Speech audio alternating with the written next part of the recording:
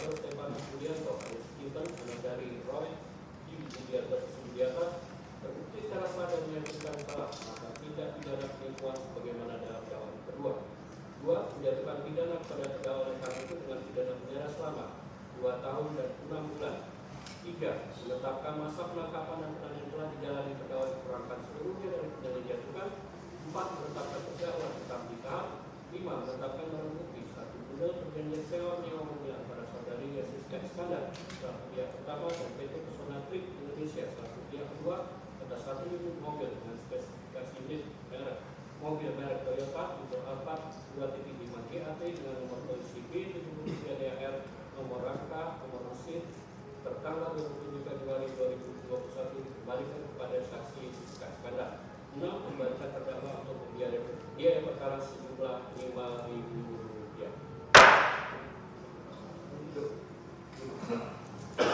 Itu ya, kita dari majelis hakim, penuntut umum, terdakwa dan penasihat hukum terdakwa atas putusan ini. Tentu berdasarkan hukum acara yang berlaku, terdakwa, penasihat hukum terdakwa dan penuntut umum sama-sama memiliki hak untuk pertama menyatakan menolak putusan ini saat ini juga, atau pikir-pikir dulu selama 7 hari, atau menyatakan saat ini juga menerima putusan ini. Untuk itu saya beri kesempatan kepada terdakwa untuk berkoordinasi dulu dengan penasihat hukumnya. Silakan.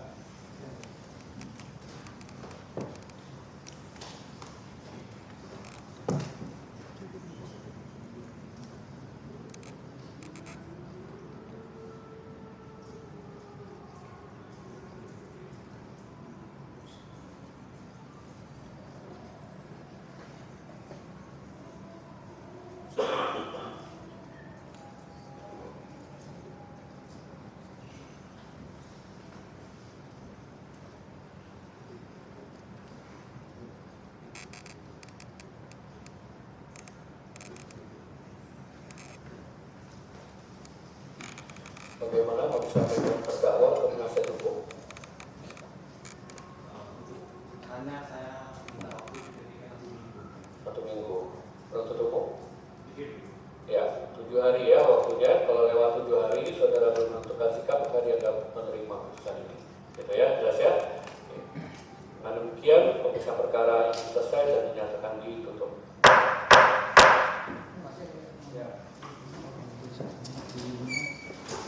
Dimana pada hari ini kami datang menghadiri persidangan ya. Pada hari ini hari Senin tanggal 22 April tahun 2024 ya. Dimana mungkin dari teman-teman media semua yang pada hari ini hadir ya di Pengadilan Negeri Jakarta Selatan ya, terkait agenda hari ini mengenai putusan dari klien kami yang bernama Christopher Stefanus Budianto ya. Kami sebagai penasihat hukum dari Christopher Stefanus Budianto merasa kecewa ya atas penyampaian daripada majelis hakim terkait ya agenda hari ini, yaitu pembacaan putusan ya. Itu yang kami sayangkan pada kesempatan hari ini. Kenapa kecewa, Bang? Ya, kembali lagi ya, kenapa kami kecewa ya. Kita flashback lagi ya, terkait masalah ini kan berawal daripada adanya suatu perjanjian sewa menyewa ya antara ya klien kami yang bernama Christopher Stefanus Budianto ya dengan saudari Yasiska Iskandar ya. Namun kenyataannya ya pada kesempatan hari ini ya kami tidak lihat itu ya terkait adanya penyampaian dari majelis hakim ya terhadap ya si pelapor pada saat itu yang melaporkan klien kami yang bernama Christopher Stefanus Budianto itu tidak disampaikan ya. Padahal kan di awal itu kan si pelapornya siapa? Yaitu si Septio Jatmiko Prabowo Putra ya. Seharusnya merasa menjadi korban itu siapa? Septio, bukannya Jessica ya. Nah ini kenapa majelis hakim masih ya menyampaikan terkait adanya ya kerugian daripada Yasiska Iskandar. Nah kami juga merasa kaget gitu loh, aneh menurut kami. Seharusnya menjadi korban itu siapa? Si Septio sebagai si pelapor Nah ini kami kecewa, seharusnya ini ya klien kami hari ini bebas, sebebas-bebasnya itu loh. Tapi kenapa klien kami di sini dipaksakan ya terkait pidananya, kan aneh. Padahal di sini jelas-jelas adanya suatu perjanjian sewa menyewa. Jadi di mana ranahnya? Dan ingat loh, pada saat penyampaian dari Majelis Hakim ini kan kita juga kaget. Ya, mobil itu kan bukan dijual, dititipkan. Ya, sama saudari Komang pada saat itu. Dan ini juga sudah disampaikan di persidangan pada saat itu. Bukannya dijual, aneh kenapa jadi dijual? Kan lucu. Nah, terkait juga terkait terhadap pasal yang disampaikan ini juga kita kaget lagi di sini. Kenapa jadi pasal 378? Bukan pasal 372 penggelapan. Kan aneh menurut kami. Yang seharusnya ya Majelis Hakim di sini cermat dalam mengambil putusan, ini enggak. Jadi kami merasa kecewa hakim pada saat ini ya masih dalam mengambil putusannya ini masih ragu-ragu. Ya, enggak adanya keyakinan. Ini kami sangat sayangkan terkait masalah ini. Itu saja. Abang, maaf kalau saya dengar tadi hakim sempat ngomong bahwa mobil itu memang dijual Stefanus ke saudara Komang dengan nilai 1,2 sekian miliar. Ya. Dengan pembayaran berupa dicicil. Nah, ini kembali lagi waktu pada saat di persidangan ya. Itu benar nggak, Bang? Karena gini loh. Karena si Christopher Stefanus Budianto ini adalah sebagai komisaris daripada PT Trip ID, ya kan? Dan dia juga menyampaikan juga terkait masalah ini ya kepada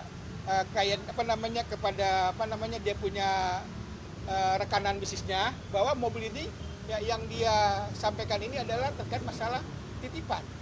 Ya. Jadi apapun yang dititipkan di PT Trip ID ini ya komisaris ya dalam hal ini bisa juga untuk mengambil suatu kepastian ya untuk ke depan ya terkait mobil yang memang ada di PT Trip ID sendiri kan gitu. Nah, terkait masalah ini kan juga kita juga tadi sempat nanya sangat kaget juga ya. Kenapa jadi masalah mobil yang dititip gitu loh. Yang ternyata katanya dijual sama Christopher Stefanus Budianto ke Komang. Nah, ini enggak. Ini hanya titipan saja. Tapi gitu loh. ada transaksi, Bang? Ya. Transaksi jual beli. Ditransfer ke Stefanus. Nah, terkait masalah adanya transaksi transparan itu, ya ini kan karena ada dari klien kami sendiri ya terkait masalah pada saat itu ya memang lagi dia untuk membutuhkan suatu dana ya makanya dia coba untuk menyampaikan itu terkait masalah mobil tersebut kan gitu. Tapi bukan dijual. Gitu loh, hanya untuk disampaikan untuk peminjaman dana kepada Komang. Digadekin. Semacam itulah namanya. Tapi kan lucunya kenapa jadi beralih dijual? Tapi memang perjanjian sama Komang ini sendiri memang dititip. Jual beli atau gade? Dititip, bukan dijual. Kalau saya dititip nggak ada transaksi dong, Ya, Bang. makanya kan ini kan kembali lagi sama Komang ke Christopher Stefanus Budianto gitu loh terkait mobilnya dititip gitu nantinya. Dan di mana nanti kalau memang uang yang memang dia pegang sama Christopher Stefanus Budianto ini nanti kan akan dikembalikan lagi ke Komang. Intinya itu. Bukan dijual mobilnya. Ini makanya kami kaget pada saat ini penyampaiannya. Tapi berarti kontraknya memang titip bukan jual. Perjanjian itu titip ya, bukannya perjanjian jual beli mobil. Kenapa hakim akhirnya ngomong? Makanya kita kaget. Kenapa ada perjanjian jual beli mobil di sini? Gitu. Yang seharusnya itu kan sebagai ibaratnya kalau orang bilang investasi lah ya terkait masalah mobil yang dititip ya kepada si saudara Komang gitu loh untuk dijual untuk dititip kepada saudara Komang supaya ada investasi ke PT Trip ID sendiri nantinya itu. Dari Pak Taufik sendiri bagaimana? Mungkin topik bisa jelaskan. Tentunya untuk putusan hari ini kami sangat-sangat kecewa dan terbukti bahwa jaksa penuntut umum dia tidak bisa membuktikan dakwaannya sendiri dan berdasarkan putusan hakim tadi, putusan hakim mempermalukan dakwaan jaksa, mempermalukan jaksa penuntut umum pada hari ini. Karena dakwaan jaksa penuntut umum kemarin adalah pasal 372 yaitu penggelapan. Tetapi hukumannya diponis pasal 378 penipuan. Itu kan berbeda nih. Artinya mempermalukan jaksa sendiri.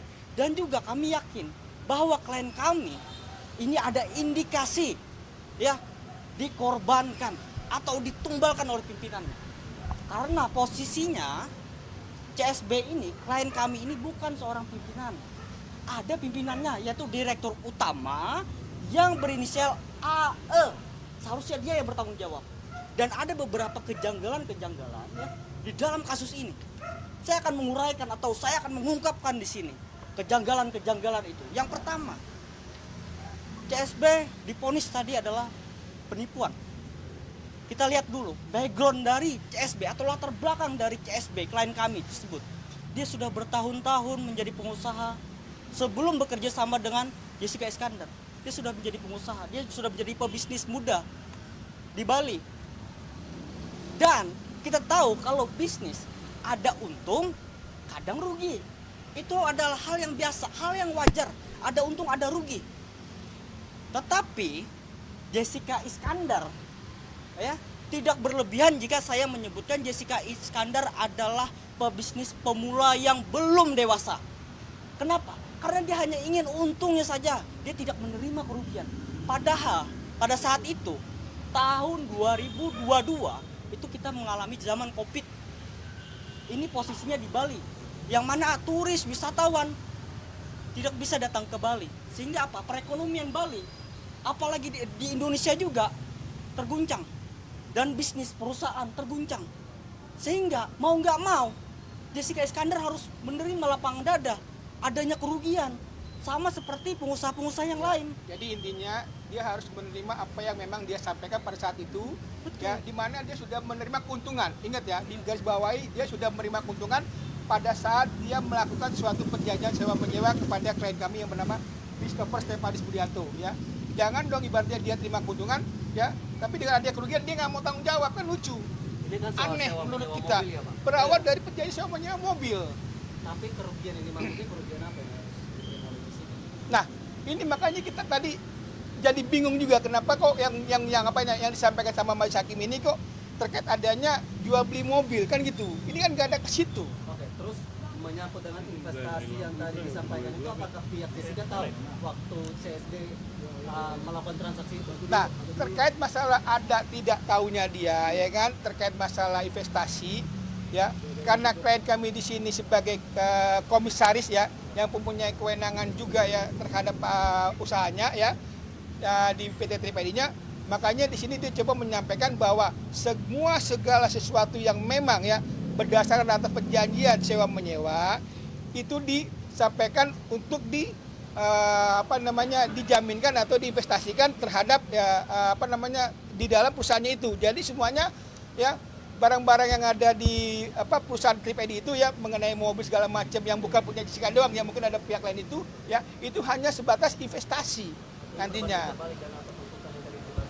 Terbanding terbalik ini kami sangat sayangkan. Makanya kami juga sangat kecewa kenapa terkait pasal ini ya, pasal yang disampaikan sekarang ke pasal 378. Tadi Ya. Hakim bilang itu pasal alternatif itu Ya. sanksi 378. Boleh-boleh aja, pasal alternatif itu yang mana yang seharusnya disampaikan. Alasan tadi abang langsung tidak menyampaikan keberatan depan majelis hakim apa? Menunggu sampai dulu. Kalau tadi kami coba berkonsultasi kepada Christopher Stefanus Budianto ya terkait putusannya yang disampaikan oleh majelis hakim ya, yang mana dari klien kami ini ya kami merasa keberatan adanya putusan ya terkait vonis yang disampaikan dari majelis hakim terhadap klien kami yaitu 2 tahun 6 bulan.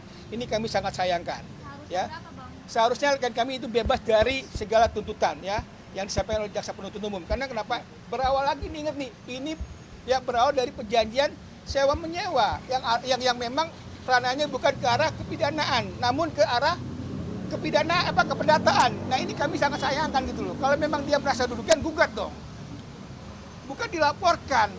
Tapi dia sudah menerima keuntungan, kok kenapa klien kami dilaporkan? Kan ini lucu menurut kami loh. Makanya kami tadi coba menyampaikan ke klien kami ya untuk coba menanggapi dulu ya kan terkait penyampaian dari majelis hakim terkait putusan ini ya, supaya kenapa ya supaya kami bisa berkonsultasi dulu kepada klien kami terhadap putusan yang disampaikan oleh majelis hakim ya pada saat ini yang memang dari klien kami merasa sangat dirugikan ya terkait putusan tersebut.